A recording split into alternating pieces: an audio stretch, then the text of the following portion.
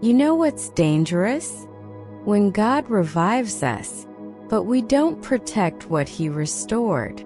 Darkness doesn't need permission, it only needs an open door. Today, God is calling you to keep the revival alive. Let's meditate. Where God is, there is life.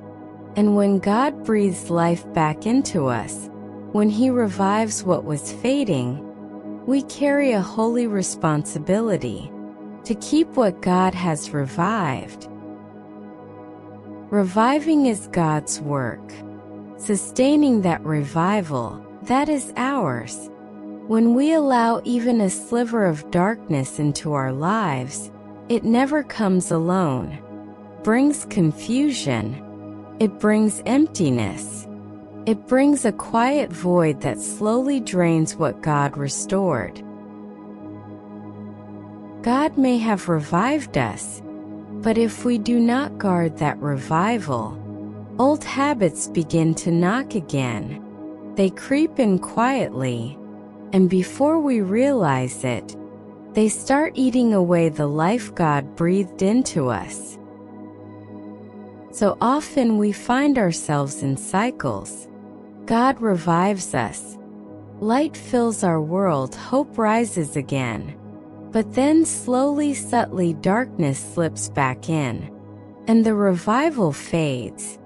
Then God revives again, because He is merciful. But without action on our part, the pattern repeats, and we return to the shadows we were rescued from. But there is a simple truth. We keep the revival with the light of God. When we walk into a dark room, we don't fight the darkness. We don't negotiate with it. We simply turn on the light, and darkness disappears. God restores. God revives. But we must keep the momentum. We must refuse to let darkness take over again. Life requires light, and darkness never argues with light. It cannot comprehend it, cannot overcome it. John 1 verses 4-5 says, "In Him was life, and that life was the light of all mankind. The light shines in the darkness, and the darkness has not overcome it."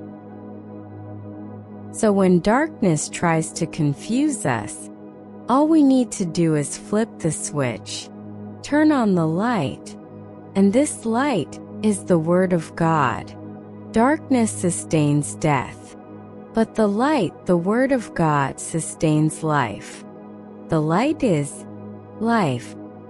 This means we must create an atmosphere that sustains the life God has revived in us. Life grows where the light is. Life dies where the atmosphere is not tended. This is true in our personal lives, our relationships, our finances, and our prayer lives. When God gives revival, it becomes our divine duty to turn to Scripture immediately, so the revival does not fade. Psalm 119 verse 105 says, "Your word is a lamp to my feet and a light to my path."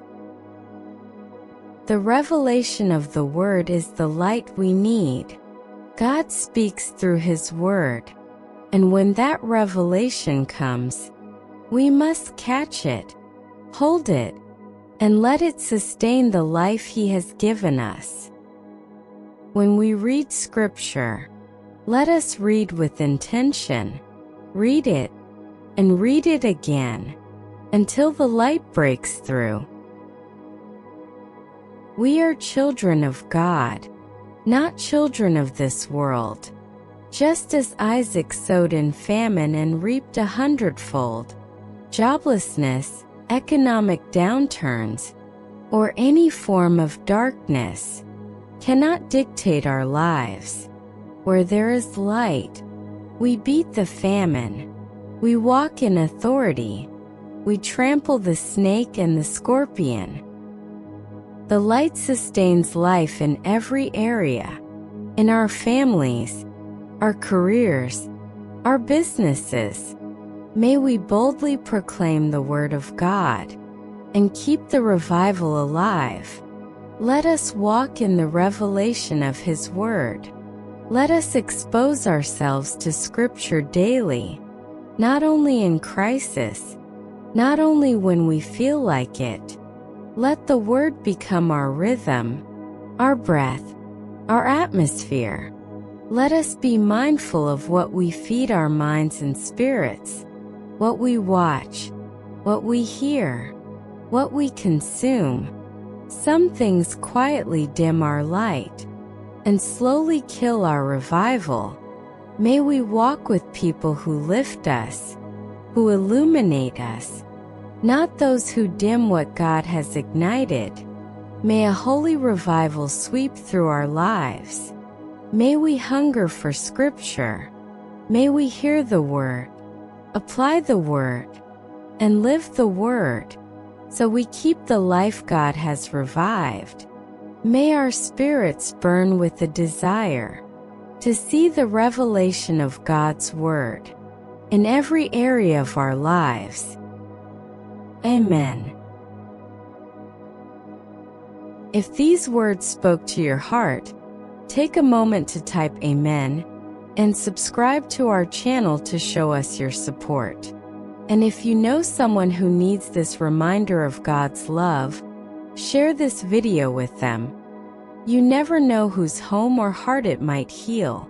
Before you go, give us a thumbs up and drop your prayer requests in the comments. We would love to stand in faith with you and pray over your family, your relationships, and every area where you're believing God for breakthrough. God bless you, and thanks for joining us today.